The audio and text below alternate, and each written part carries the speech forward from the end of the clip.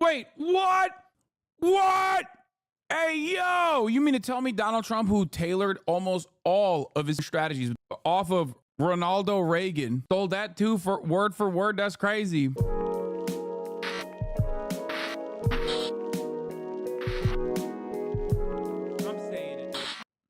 Some more news broke this down so great how Dems thought they had to go right. Okay, let's just hear what he had to say about how he broke the Democratic Party. People don't really talk about what Reagan did to the Democrats, mainly because their evolution is more like a series of reactions to Reagan's popularity and policies.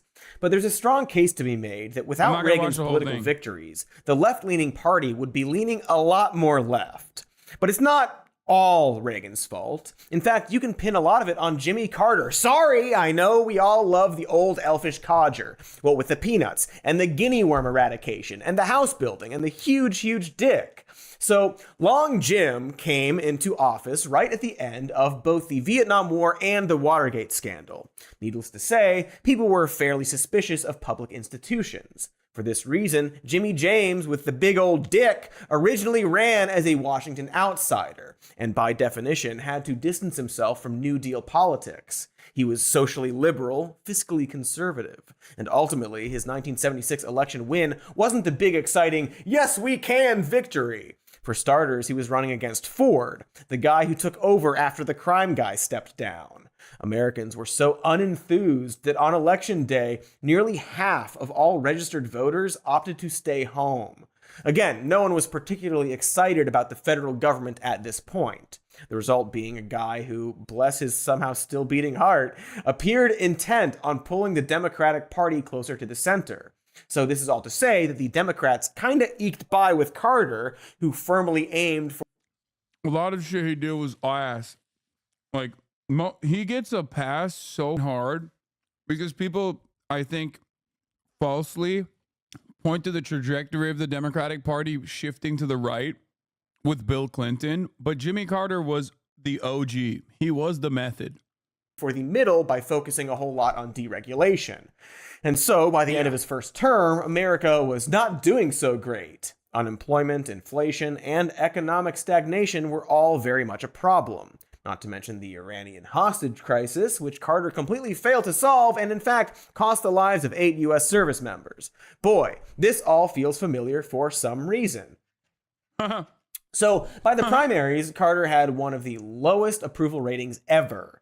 This resulted in turmoil within the party as Jimmy was challenged by Senator Ted Kennedy, who vocally desired to bring back the New Deal policies that had worked so well in the past. Weird how they just rejected that very popular stuff. It's just weird that Democrats did this really popular and good thing in the 1930s and into the late 60s and then suddenly decided to reject it instead of bragging about it and building upon it. But Ted Kennedy also thought it was weird, and so he ran against Carter on that message. The infighting got so bad that there was nearly a fist fight at the DNC between Kennedy and Carter supporters. Not a great look when people already lost faith in the government. But man, boy, man, oh boy. Oh man, oh boy. So we got this establishment Democrat aiming for the middle while shutting out the more progressive side of the party as like a political tactic against a far-right candidate. It feels familiar. And although he won primary contests in California and New York, it was Carter who arrived at the convention with a majority of delegates. But Kennedy, like Bernie Sanders today, argued he had the momentum and would do better against Ronald Reagan. Carter and Kennedy shook hands, but Carter's team never forgave Kennedy for weakening their candidate in the battle against Ronald Reagan. Feels so familiar how they blamed Kennedy as if it's the progressives that cost them the election. Because, yeah, Carter was going to lose the shit out of that election. After all, he couldn't run as an outsider now that he was literally the president during a time where gas prices were super high and there was a crisis overseas. So familiar. And Reagan took full advantage of this situation, famously asking debate viewers, quote, "Are you better off than you were 4 years ago?" It was pretty bad. Damn, I can't seem to put my finger on it, but like, even that line directly bar for bar is so familiar. Oh, well, it's probably nothing. We shouldn't think about that. It's probably insignificant. less significant than the top of the hour ad break, for example, especially if you're subscribed. Because at the top of the hour, there's a 3-minute ad break. Now, if you no longer want to see those ads, all you need to do is subscribe for $6 or for free with a Twitch Prime. Here's a 3-minute ad break now. Also familiar, and the Carter camp's only... Wait, what? Whoa, wait, what? 4 years ago. It was pretty bad. Also familiar... Are you better off now than you were when I was president? Our economy is shattered. Our border has been erased. We're in decline. Wait, what? What? Hey, yo, you mean to tell me Donald Trump, who tailored almost all of his strategies, with the exception of the immigration stuff, off of Ronald Reagan, stole that too for word? That's crazy. Familiar, and the Carter camp's only ace in the hole during their campaign was to point out correctly that Ronald Reagan, I mean, even Make America Great Again, by the way, was a racist. And while that was, again, accurate, voters at the time saw the attacks as mean and negative. Boy, the Democrats resting their entire campaign on how the other guy is racist and bad? Why does that feel familiar? Anywho, Reagan won, and his victory was seen as the end for New Deal Democrats, which, again, weird, since that shouldn't have been the lesson here. Reagan didn't win against a New Deal Democrat. He ran against a Dem that specifically distanced himself from New Deal politics. Odd. But despite this, Reagan's dominance caused a new shift to the center. You know, because many politicians don't believe in anything except what it takes to stay in office. In 1981, 37 Democratic senators joined Republicans to pass Reagan's first major tax cut legislation. That legislation slashed personal, corporate, and estate taxes. As a result, reducing federal revenue by $750 billion and pushing lawmakers to make excessive cuts to public programs in an effort to make up the difference. But at least we got to pay less taxes, yeah? Kinda. The bottom tax bracket, as in the poorest Americans, saw their taxes cut from 14% to 11%, which is not nothing. That's like less than $100 back in the 80s, depending on your income. So almost nothing. Meanwhile, the wealthiest Americans... Wait, who else did that? I can't think of it. I can't seem to put my finger on it, but I feel like there was another president that recently did that. Had theirs cut from 70% to 50% for a total of $6.7 billion. If that doesn't sound like much, keep in mind that this is 80s money. The richest American at that time only had around $2 billion, also in 80s money, and was one of the very few billionaires in the country. Weird how there are so many more billionaires now. I wonder how the rich kept getting richer like that. And by the way, when I say wealthiest Americans, I am referring to only 82,000 Americans total. In other words, the literal 0.1%. Anyway, that same year, a Democrat-controlled House easily passed Reagan's budget plan, which included massive cuts to public programs and a near-total evisceration of the welfare system, resulting in almost 500,000 families getting kicked off of welfare and over 1 million workers losing their eligibility for unemployment benefits. But it was a small price to pay to lower Donald Trump's taxes specifically. Thank you, Democrats. Very cool. I love bipartisanship. And you know there was dumbasses.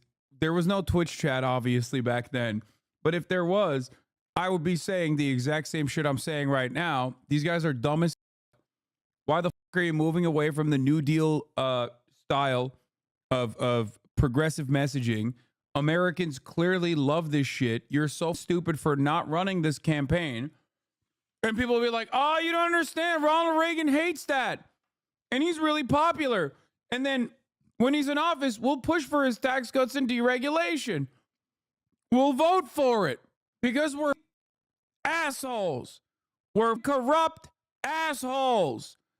And then people that defend those corrupt assholes be like, Hasan, you just don't understand. You need to have a really high IQ to recognize that like neoliberalism actually was really good for the American economy. Oh, wait. Oh, my God. Oh, my God. It literally gutted all of our institutions. Oh, no. Cool. So, cut to 1984, and Reagan would once more crush his Democratic opponent, in this case, Walter Mondale. Mondale primarily ran on tax hikes aimed to fix the budget, which sounds super exciting, but at this point, the economy under Reagan was recovering, and ultimately, Mondale never really had a shot at the big chair. His big focus was the growing deficit and more abstract and long-term issues that completely failed to charge people up. A real mitt, if you will. In fact, Mondale lost so hard to Reagan that he freaking quit politics. Mitt. Oh, snap! I guess he listened to me back in 2023. All right. Anyway, this loss caused the Democrats to continue to believe that their party needed to move even more to the right, specifically by It's so funny because Dems love losers so much they love Mitt Romney. focusing on fiscal responsibility and distancing themselves from the so-called special interest groups that originally glommed onto the New Deal. You know, unions, black people, women, environmentalists, gays, otherwise known as people. This continued to make zero sense since Mondale wasn't a progressive candidate, and if anything, the lesson here should be to stop aiming for the middle. Like, even political analysts at the time saw this move as a massive miscalculation, pointing out that the New Deal policies themselves were still very popular among the American public. Sort of like those polls that find that socialized healthcare is popular among American voters as long as you don't call it that. And this misguided idea that New Deal liberalism and progressive policies were unpopular dug in even further after Michael Dukakis lost to George H.W. CIA Bush, Reagan's vice president, in 1988. Now, who may or may not have killed JFK. May or may not have. He does not remember what he was doing in Dallas at the time. He was there. He just doesn't remember what he was doing that day. We don't know. We don't know if he was responsible. He simply does not remember. He was in the area and he can't recall. Talked about, but will later, is how Reagan and the GOP had gradually changed their campaign strategies to, dare I say, scumbag shit. For example, remember the Iran hostage crisis that Carter dealt with? A fun little fact there is that Reagan actually had political operatives in the Middle East during that time, who were there specifically to convince leaders to hold on to the hostages until after the... Dude, wait, what? Wait, hold on. Guys, this seems kind of familiar. I can't seem to put, I know I keep repeating myself. This seems kind of familiar. I can't seem to put my finger on it. Oh, well, I'm sure it won't happen again, and it's certainly not happening right now. It must be a coincidence! Ah! Election. Wow. Wow. Disgusting. This is why I tell you all the time, I don't have the gift of prophecy, okay? I guess, read more than you did about what America did back then, because ain't nobody is changing the system, dog. So they keep doing it. Nixon did it too, and so did Reagan, and so is Donald Trump. This is all to say that Reagan was obviously very much still involved with the campaign against Dukakis and heavily pushed the idea that the Democratic candidate was a spendocrat liberal. And while that didn't have to be a death sentence, amazingly, Dukakis spent most of this campaign denying that until right before the election. Basically, the GOP wagged their finger and shrilled, "He's a liberal," while Dooku shouted back, "Nuh-uh, I'm not." And then, a month before the election, was like, "Actually, I kinda am." In other words, the Democrats had moved so far away from progressive politics that they instinctively treated accusations of it like a slur, the result being a perpetual state of defense against an opposing party that was more than... God, there's just, it seems so, again, it's weird. It seems so familiar.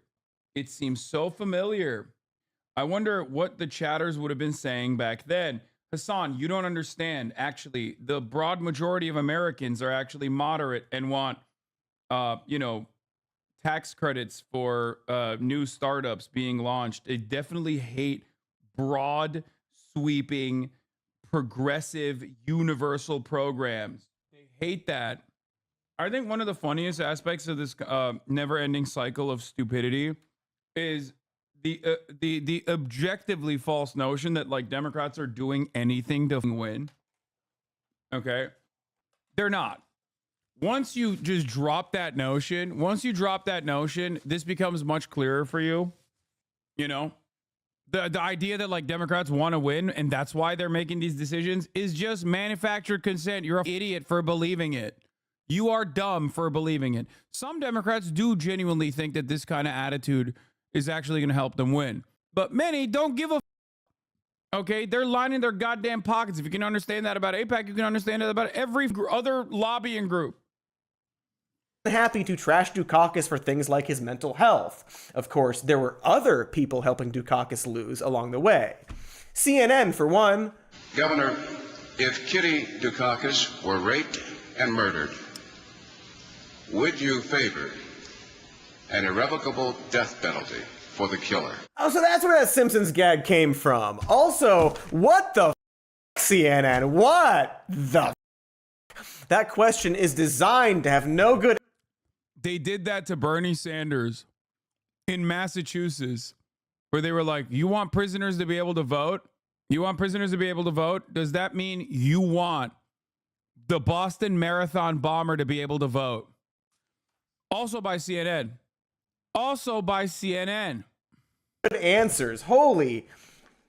That question seems familiar. Has anyone ever asked you things like that in chat? No, never. Chatters would never come in with that idiotic ass question. They'd be like, oh, what if your family members are raped and murdered? Oh, what then, libtard? Bitch, you'd want the death penalty then, dumbass. It's like, yeah, dude, that's why we don't make the victim's family members sit on the jury, you dingus. There's an entire reason for that, you know? Yeah. Understandably, you would be a little bit more emotional about it, but the law is not supposed to be that way. Do you want prisoners to vote, lol? Yes, I do. What are they going to do? Vote for crime to be legal? Is that what you think is going to happen? Yes, of course I want prisoners to vote. What are you, stupid? They're human beings, dog. One of the coolest parts of the American, one of the only good things about American democracy is that you can literally run for president from prison, okay? And one of the best runs for president did actually happen from prison, Eugene V. Debs. Now, having said that, I think on principle it's a good idea. It's a good thing. Okay? But beyond that, I think prisoners should also be able to vote. There is no better way to ensure that there's some kind of reform. They're already collected in the census data. It is ridiculous. They're enslaved. They are not only are they like legally slaves, okay? That is what they are. It is in the law, okay? Not only are they enslaved, they're also, you know, playing a role in how large the district is and what kind of funding the district gets, but have no say in where that funding goes.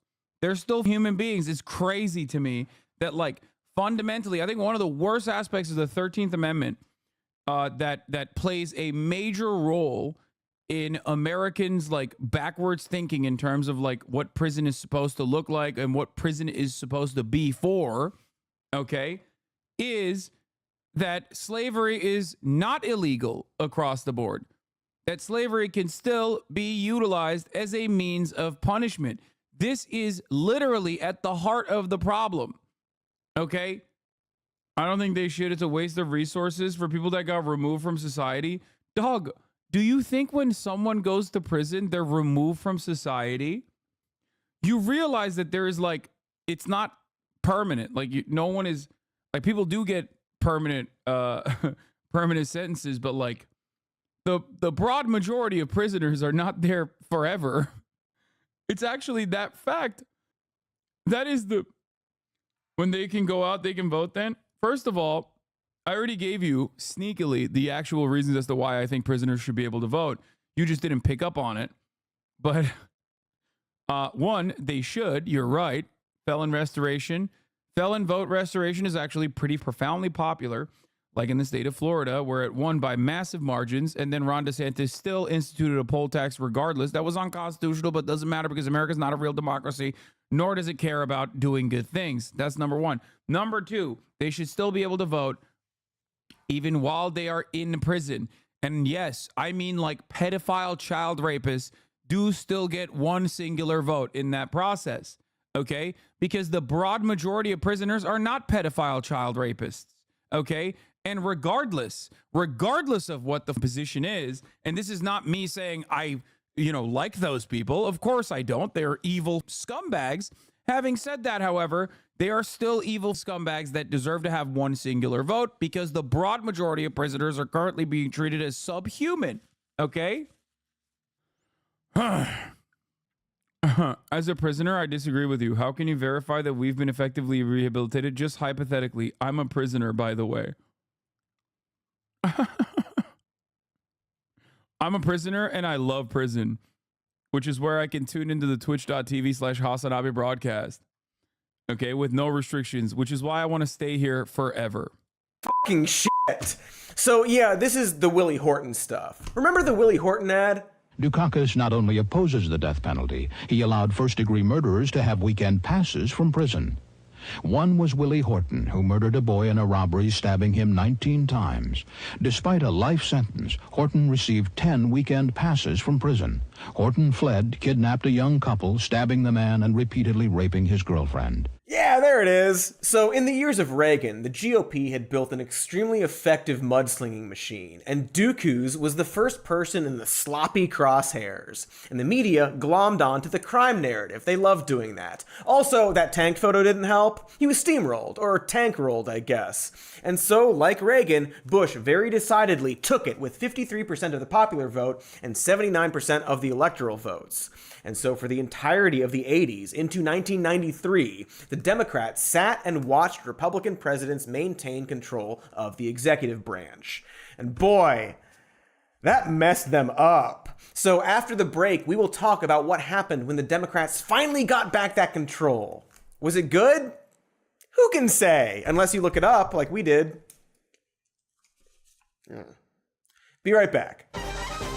Hello, my lambs. I don't know if you know this, but I recently moved to the mountains. And like everyone up here, I've spent most of my time trying to find and force Bigfoot to be my best friend.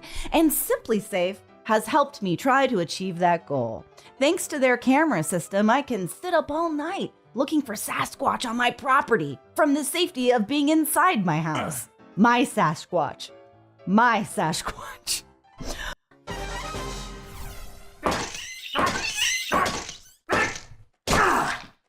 Are they getting bigger?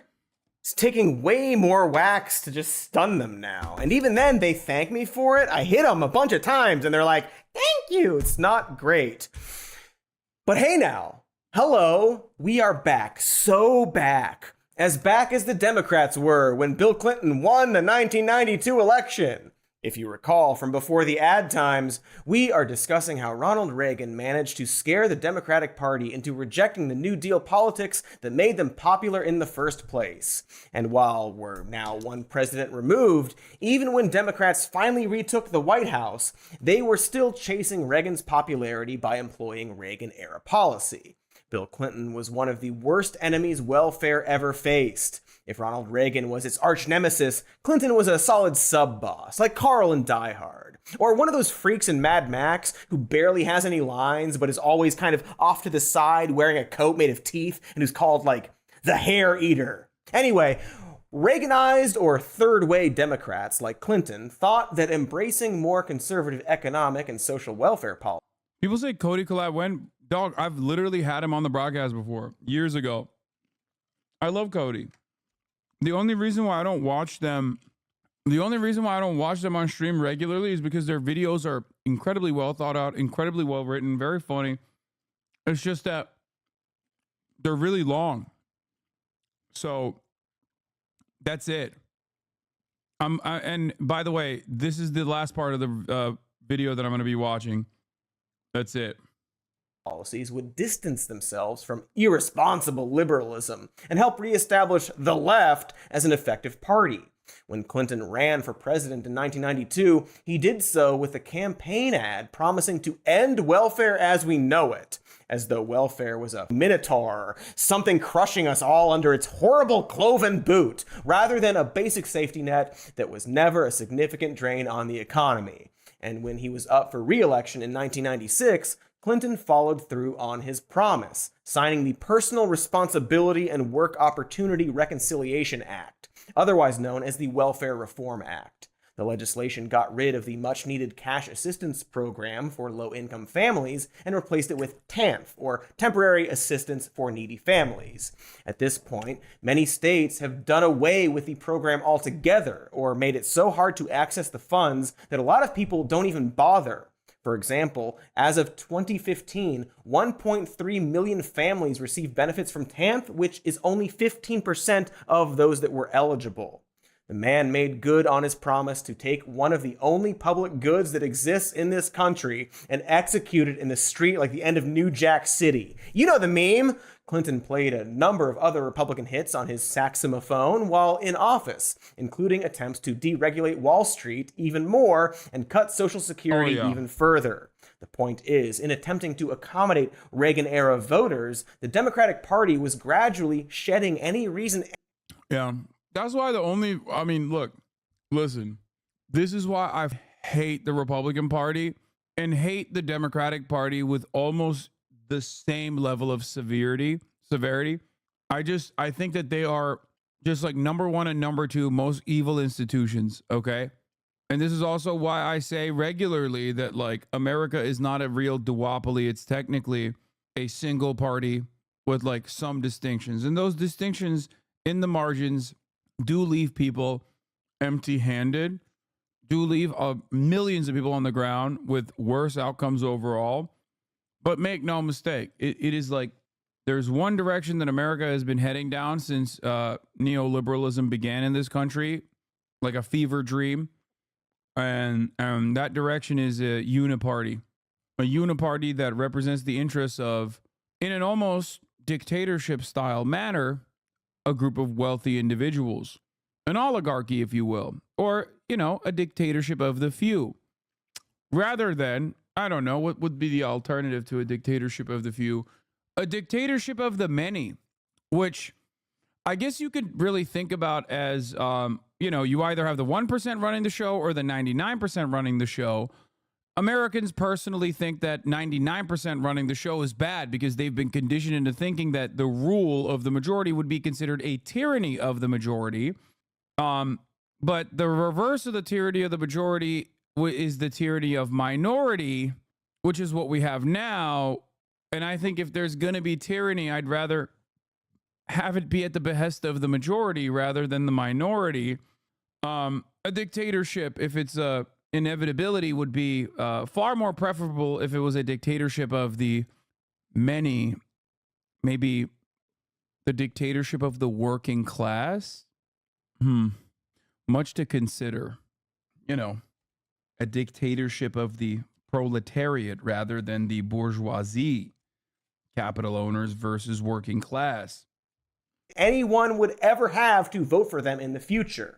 It's like when a big budget movie, let's say a movie about The Rock saving Santa Claus, gets noted to death by executives trying to accommodate every possible audience demographic and ending up with a movie made for nobody that nobody wants to see. I mean, I'd still want to see this made-up movie where The Rock plays like a special agent for Santa, maybe get J.K. Simmons as the big man, stick Chris Evans in there, really bloat that budget, Can you imagine a movie like that existing? In theaters. This is not a Netflix movie. It is for theaters. So Clinton had a background with the Democratic Leadership Council, or the DLC, which had some cool extra skins, but ultimately just felt like planned parts of the game they didn't have time to polish in time for the main release. Also, the actual thing we're talking about, the Democratic Leadership Council, was founded in 1985 by Democratic Third way neoliberalism. Ooh, the third way, baby. The method. Strategists specifically looking to reshape the left after Reagan's Tyson-esque KO of Mondale in '84. Clinton chaired the council from 1990 to 1991, notably leaving only when it was time to run for president. Under his leadership, the DLC published the New Orleans Declaration in 1990, which outlined their policy goals for the Democratic Party. Specifically, repealing affirmative action policies, implementing more workfare-style programs like the ones Reagan loved to smooch, and going tough on crime by focusing on harsher sentencing rather than investing in infrastructure or programs to address the root problems of crime, which, by the way, was on its way down when Clinton took office. The DLC also wanted to cut ties with the labor unions because of all those anti-labor shenanigans Reagan spearheaded, and prioritize information technology and global trade. In tandem with the North American Free Trade Agreement, or NAFTA, which had made it both legal and lucrative for virtually every industry in America to outsource their operations, with nearly every state losing thousands of jobs as a result. So, Clinton and the Democratic Party became the administration of boning American workers. I would say that the Clinton administration was the final, it was the final nail in the coffin in terms of permanent polarization amongst the parties, both as a consequence of the Southern strategy, but also beyond the Southern strategy. That kickstarted the division between, or that kickstarted the former labor enclaves that would still historically, because they were a part of unions, vote for the Democratic Party. After that, it was done. That, and also Newt Gingrich brought, this is so funny. Look, one person said, I love this community sometimes, but this person said the culture war shit, and this person said Newt Gingrich, which is hilarious because Newt Gingrich is one of the architects of American culture wars. That is, you're both right. Both of you are right. That made it completely permanent. The uniparty attitude with this false duopoly under the American democratic process came in this era. You're both right. You're absolutely correct. It made American political polarization or party polarization permanent, right? Throughout American history, there was always division, and obviously, especially during the abolition of slavery, Reconstruction. American political polarization, or American political parties, were more so focused on their own immediate geographic needs and their own immediate geographic interests. And obviously, throughout time, there was more of a shoring up of support for either political party across the board, which ultimately turned into a permanent position. That's why you see the rural-urban divide. That's why you see the racist, anti-racist, at least in aesthetics, divide in either party. That's why you see all of the minor differences between each party. This is why I always say both parties are identical. There's a uniparty approach when it comes to deregulation. There's a uniparty approach when it comes to tax deductions and tax cuts for the wealthy.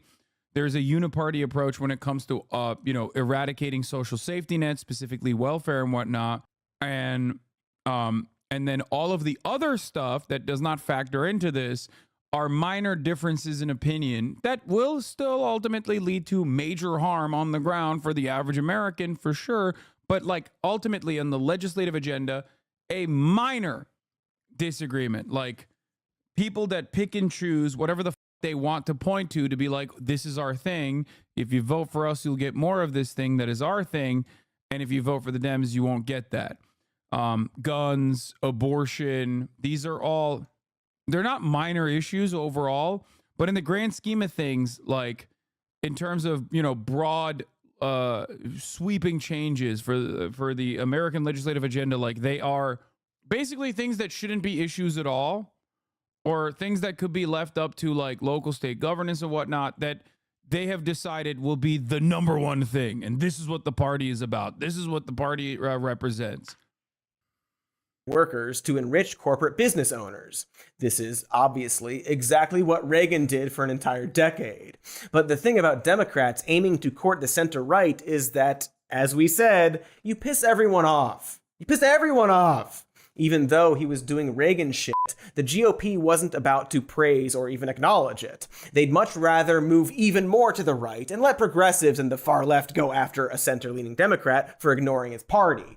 And the people did. Rightfully so. The anti-Clinton animosity built to the battle in Seattle in 1999, where tens of thousands of union workers rallied outside a World Trade Organization conference side by side with a diverse coalition of activists to protest the damage being done to American labor. And Clinton's 1994 crime bill, spearheaded by Joe Biden, gave states the go-ahead to implement more punitive laws, expanded the death penalty, and encouraged the construction of more prisons, all factors that have directly contributed to the current mass incarceration crisis. The DLC dissolved in 2011 after spinning a few more popular hits like supporting the Iraq War, but it was pretty much obsolete by the time President Barack Obama took office in 2009. Thanks, Obama. Wait. Thanks, Obama. Speaking of the Iraq War.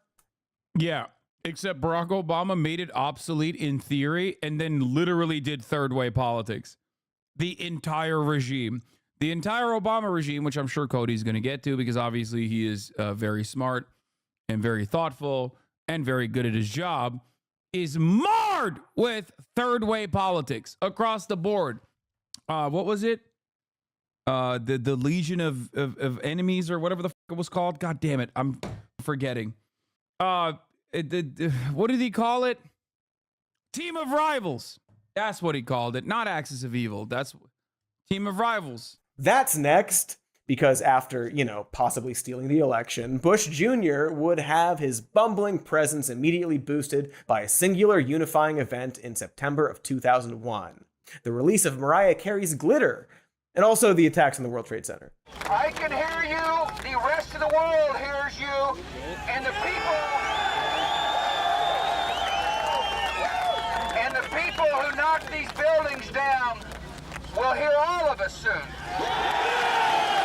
I forget if he was talking about glitter or the other thing in that clip, but you get it. It's not accurate to say that Iraq pushed Democrats more to the right, so much as it put them in a sort of political stasis. The centrist Dems were obviously all for the war, while anyone further on the left had to contend with most of the country, including the media, joining along. Like, here's Vanity Fair, a publication that Trump would probably call terrorist today, running a gushing profile on Bush titled War and Destiny. Glaze! Manufacturing consent. That's what it is. This is how it works. Okay? This is how it works. This is a monstrous piece of shit. But they will literally get you in all of your hyper-specific niche interests, okay? This is how this works. Yeah. This is how they sell it to you. There is always a mechanism to get you to be on board with war, okay? You understand? If you're into gay shit, let's say you're like a queer rights advocate or whatever, they'll say, oh, we can't pull out of Afghanistan because homosexual Afghan women are going to be butchered by the Taliban. Okay? They'll use any and every type, any and every demographic, every psychographic profile to be able to advocate for war no matter what. You can always find an argument. Okay, they do this. Look to Israel. Look at how Israel sells the genocide. That is the method. To be fair, that's from 2002, before the invasion of Iraq, which, to be balanced, a lot of House Democrats voted against, but a whole lot of Senate Democrats did not. This included Hillary Clinton and our pal Joe Biden. In fact, Biden and Clinton very vocally defended their pro-war stance. Real thinking question, not troll, from someone old enough to be active during 9/11. Was this actively manufacturing consent, or was this just an active media cycle? I remember clearly at the time, if you publish anything anti-war, anti-Bush, the American public itself was very against it at the time due to a want for revenge. Was this manufactured from the media, or were they reacting to the public's bloodthirst? No. The public was definitely primed for bloodthirsty sentiments, and the media absolutely played a role in it, getting worse and worse. It's not a chicken or the egg situation. It definitely is.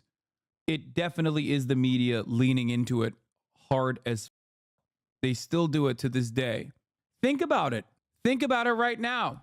Think about your opinion on Gaza. Think about how you feel about Gaza. Think about how the average person around you feels about Gaza. You're a little bit older. You're a bit of a liberal. But by and large, I think you kind of are aware of the public sentiment, especially like the youth sentiment on Gaza, right? And yet, if you only look at the media right now, you get a very different perspective. They make it seem every goddamn day like it's Hamas that's sullying the deal. The youth are anti-Semitic as for ever daring to declare that Israel is a genocidal apartheid regime, and that everyone is universally applauding Israel for all of the brave actions that they've taken, with some coverage in between where they're like, yo, they killed another American citizen, or yo, they actually kind of killed a lot of babies, and there's now a polio crisis happening inside of Gaza. You know, that sort of shit. Yeah, Judith Miller and the New York Times were one of the worst offenders of selling the Iraq War. Obviously, the lie, the WMD lie that they promoted falsely without any sort of... And the New York Times plays that role still to this day, by the way, dutifully. The New York Times is a dutiful servant of the American State Department. They did that shit. They did that shit during the Iraq War, and they are still doing that shit for Israel, worse than many other mainstream media outlets, which is really sad. What's really crazy is, like, of course, there were massive anti-war protests back then as well, and they didn't get broad coverage. And of course, in the sea of that, like, in the sea of the feverish right-wing, we have to go to war and shit up attitude that was being represented by every orifice, obviously, they would then play what I told you before, poll numbers on television to say, look, we did our job. 75% of the American public want to go to war with someone, anyone. This is the democratic will. That is no different than the way that the media will sometimes show those polls about like Israel-Palestine. It's actually shocking that there is still an overwhelming majority of people that want a ceasefire, that even are ready to deny weapons transfers to Israel, America's #1 ally, most moral nation on the planet, in spite of all of that media coverage. That's what you got to think about. Okay? Don't they say the same thing about war with Russia? What do you mean? I've said time and time again that Americans do not give a about like war with Russia in general. No matter how much there's media coverage over it, they don't care. Okay? That's not a thing. Americans are selfish. Foreign policy is not like the #1 concern in general. And by and large, they are on board with just not seeing any conflict whatsoever, both in television and certainly not with like American soldiers dying. So the attitude towards war with Russia is identical to the attitude towards like deploying troops to defend Israel. Okay? Americans, by and large, would rather not have Russia pummel Ukraine or Israel pummel Gaza. They would just rather, they either A, don't care about it, or B, really care about it by very large numbers in the direction of stopping that conflict. And then C, there's the obvious, like, smaller percentage, at least if we're looking at the Democratic Party, the smaller percentage of people who want the continuation of that conflict. But once again, with respect to Ukraine and Russia, the more, like, America could show HIMARS and how Raytheon's missile systems could be super helpful to launching Ukraine's defenses. But ultimately, by and large, and I said this when I talked to Ethan as well, where I was like, Americans don't really give a fuck about Ukraine. Like, I promise you. Like, that's not a thing that they care about. That's not a consideration they care about. And the Republicans will cut messaging against the Democratic Party by being like, you're giving hundreds of billions of unrestricted funds to Ukraine, when instead they could be used over here. Okay?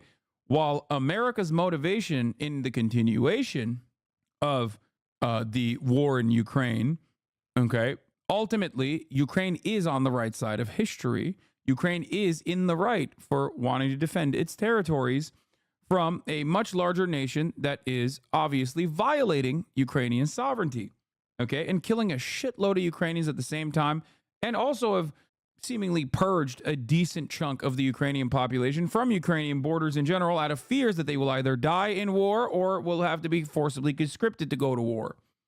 So Russia has destabilized and eviscerated entire parts of Ukraine.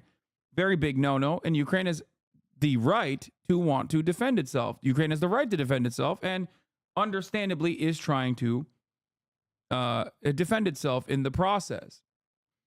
The issue here is that if you're asking me what Americans feel about it, they don't give a f. Okay? They'll be like, yeah, Ukraine, we're pro-Ukraine. I get it. Slava Ukraini. you know? But like overall, they don't give it much thought.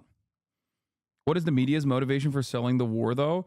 The media's motivation for selling the war is the same as the media's motivation for selling Israel's side on the Israeli offensive. Although we're on the objectively wrong side of the Israel genocide of Palestinians, and technically on the right side with defending Ukraine from Russian invasion, even if it is for the wrong reasons, we are on the right side on the Ukrainian front. Ultimately, the reason is the American State Department finds that to be our interest, so obviously the media will defend it and try to change people's perceptions as to the best of their ability. That's it. If America tomorrow, by some weird reason, like by some weird change of heart, decided to be pro-Palestine, and the State Department communicated that like being pro-Palestine would actually be beneficial to America's foreign policy goals in the region, then the media would slowly start. There'd be a lot of naysayers. Obviously, there's a lot of money at play beyond that. But ultimately, there would be a lot of, there would be a big change in attitude from even the likes of the New York Times. I 100% know that. There are no truly right sides in those wars, though. Yes, there is. What are you talking about? There is an obviously right side in both of those wars. Ukraine was invaded, okay? It doesn't matter what America's interests in Ukraine were. Ultimately, they were invaded by a foreign power, okay? Its sovereignty was violated. Its people were killed. There is absolutely, objectively, a right side in that story. Just like on genocide that Israel is currently doing, which is even worse, there is objectively a right side there. The clear aggressor in that situation is Israel. The clear wrong party, the wrong good party is the Palestinians. The party that's in the wrong is the Israeli government. You said a few years ago that Crimea annexation was justified. Can you explain why you thought that at the time? I don't want to go back into this over and over again. I have always brought up Crimea as a separate issue in terms of both its geopolitical interest for the Russian government in Sevastopol and also the demographic makeup of Crimea. Ultimately, Russia overtaking Crimea is obviously significantly less bloody than the regions that Russia has been actively bombing since then, since the invasion of Ukraine. This is not Russia apologia. This is literally something that like you can look at in Western polling as well. Not just my attitude on it, okay? Either you believe in like territorial boundaries unconditionally, regardless of what like the people that live there are. But ultimately, Crimea, as I've said time and time again, primarily, first and foremost, belongs to Crimeans. The USSR took the Crimeans out of Crimea and filled the Crimean population, as they have done historically with many other parts of the USSR, which I think was a major misstep in the USSR, by Russifying Crimea. Like Crimea belongs to the Tatar population. Russians took the Tatar population and engaged in a Russification of Crimea. Once the USSR dissolved, even though Crimea was still technically a part of Ukrainian territory, it was still heavily comprised of people who found themselves to be Russian. This is the reason why the annexation of Crimea was not done with, like, significant bloodshed. This is also part of the reason why Ukraine immediately blew up the USSR era built. Bro, shut the fuck up. I swear the 100K check is in the mail. Please stop. This is also the reason why I have always maintained the position that the Crimean problem, or the Crimean annexation, is very different than the invasion of Ukraine, the complete invasion of Ukraine, complete and total invasion of Ukraine. But yeah, They didn't do it as a part of deliberate ethnic replacement. They assumed that the ethnic minority would align with Nazi Germany, so they moved them back and then just moved Russians in to keep the farms and factories running. Perhaps a distinction without a difference. Yes. Yeah, you can't Russify. You can't Russify an entire area and then be like, well, there was good reasons for it. It's like, no, that's just like ethnic displacement. Like, that's deliberate ethnic displacement. It was also objectively an unpopular and bad idea. Russification ultimately was one of the major issues with the USSR. It didn't work. It was a failure. Anyway, so is Israel allowed to annex the Golan if Golanis consider themselves Israelis? Only Majdul Shams refuse citizenship? Beautiful question. Okay, great question. There is a problem with new settlers and new settlements in that process. Do you understand? The problem in that circumstance is new settlers came in and settled in the Golan Heights specifically. It's not like the Syrian government resettled the Syrians that were living in the Golan Heights, and that all of the Syrians living in the Golan Heights at the time were actually ethnically and religiously Jewish and wanted to be a part of Israel or saw themselves as a part of Israel. Do you understand? That's the major difference here.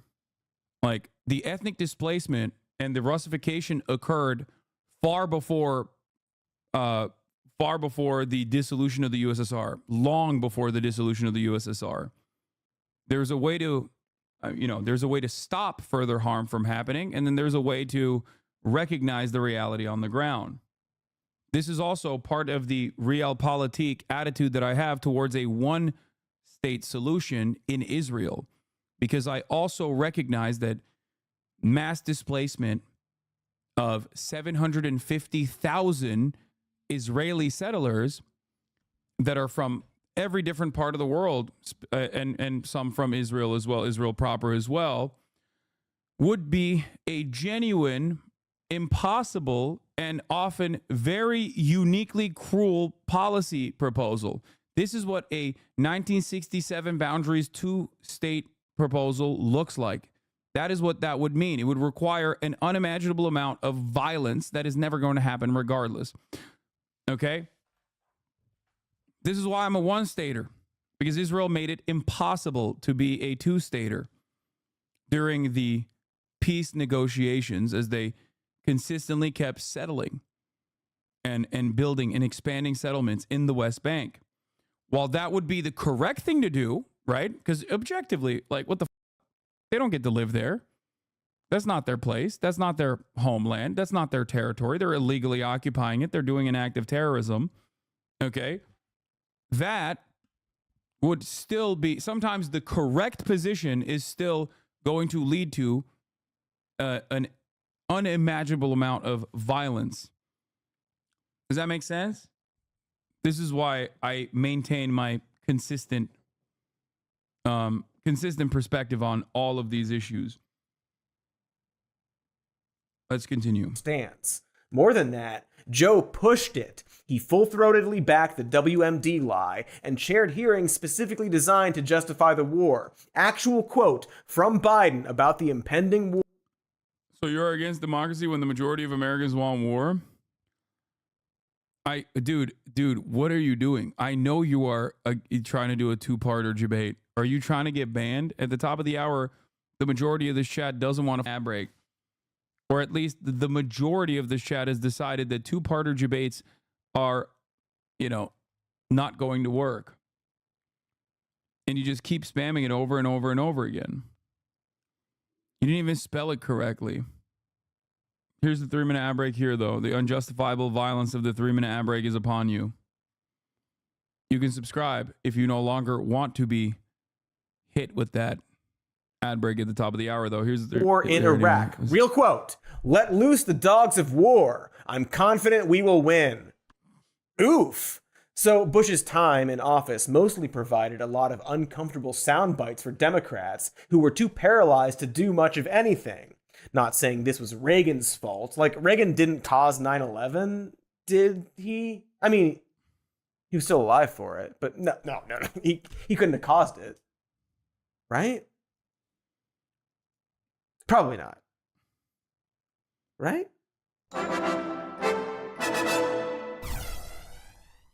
Probably not. Let's move on to Obama, because for the first time in a long while, America was in the perfect place to desire change. And hey, Obama literally ran on change. It was likely the first time that left-leaning and specifically young voters got to be excited about a candidate. But like what Reagan taught us, just because the face of the party changed doesn't mean the goals changed, even when the goddamn motto was change. Obama continued to be advised by third-way Democrats, which resulted in the deprioritization of income inequality, initially a significant focus of his second term. The idea was to steer him away from excessive populism or anything that gives too much money to people who really need it. Even in his first term, Obama championed cuts to safety net programs like Social Security as a shared sacrifice to balance the budget. Side note, it's extremely funny for any president to talk about making a shared sacrifice when presidents make a taxpayer-funded $200,000 pension every year after they leave office. Dude, to the one chatter who keeps saying, what do we do about the people of Golan Heights in a one-state solution?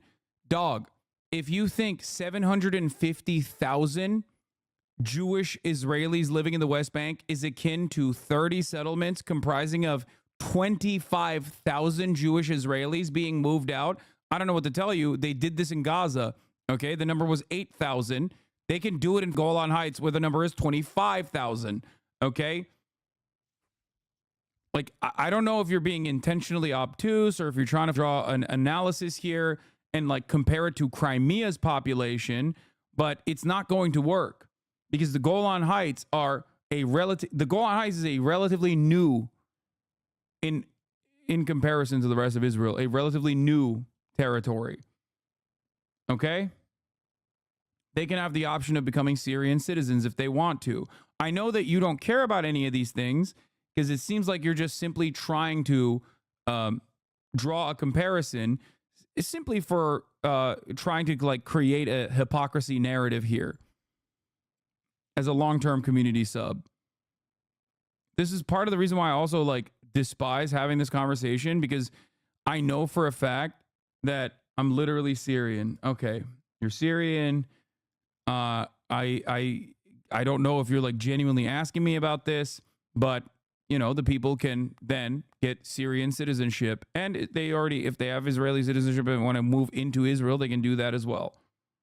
Well, not Israel, but whatever this one state would be. The difference in this process is we're not having this conversation as the Russification of like Crimea is occurring. We're having this conversation many decades past that point, okay? Where neither the USSR doesn't even exist at this point. Why do you care what happens to the settlers? They're illegal? Great question. I think I already described this, but ultimately I do care. Like, I don't just simply view the law as the law. And I do also think about like the morality behind it.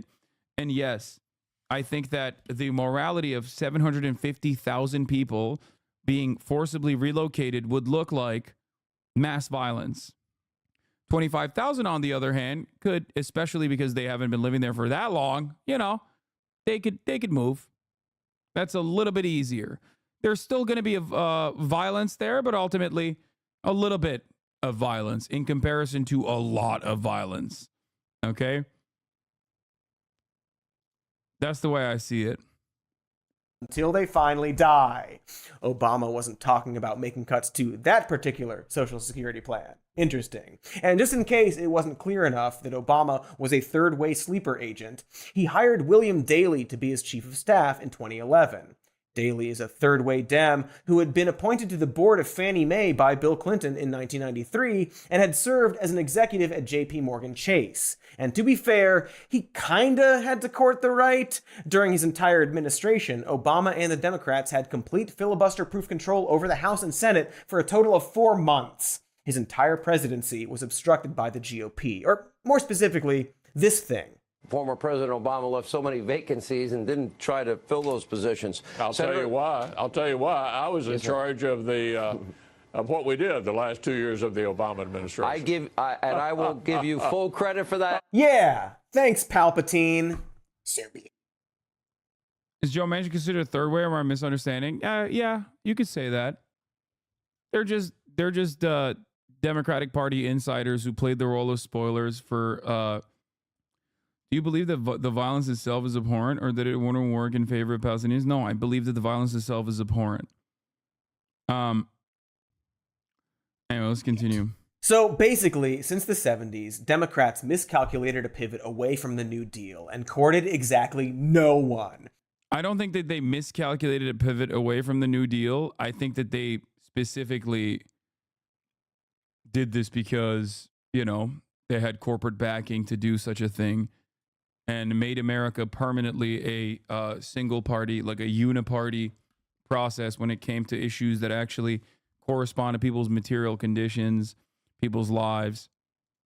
They were then conquered by Reagan and learned the complete wrong lesson from it, deciding instead to double down on their slow push to the right. And by the time an actual progressive-leaning and charismatic Democrat got in charge, they were furiously obstructed by the GOP, who were just so mad at Obama the entire time for some dark-skinned reason. And of course, we all know what happened once Trump won the White House in 2016. The failures of the third way agenda became very apparent, as it gave pissy platform stalkings all the ammunition he needed to further erode social programs and industry regulation under the guise of standing up for American labor. His message of economic populism appealed to millions of mostly white voters on the campaign trail who felt ignored by corporate-friendly Democrats, even though those Democrats were mostly continuing Reagan-era policies in an effort to appeal to those very same voters, because that's what happens when you push your party more to the center-right. It allows the actual right-wing party to move even more to the right, to the point that they attack Reagan-era policies for being too lefty or communist or whatever. Trump can try to dismantle the EPA without a shred of acknowledgement that it was founded by Nixon, and the Democrats allowed that to happen through decades of compromises with the so-called center until their party became unrecognizable. They gave a mouse a cookie, and now the mouse is trying to repeal the rights of women and minorities. It's a real shitty mouse. And so now that we're talking about Trump, it's time to discuss the other side of this story. Let's stylishly back up like we're in a Guy Ritchie film.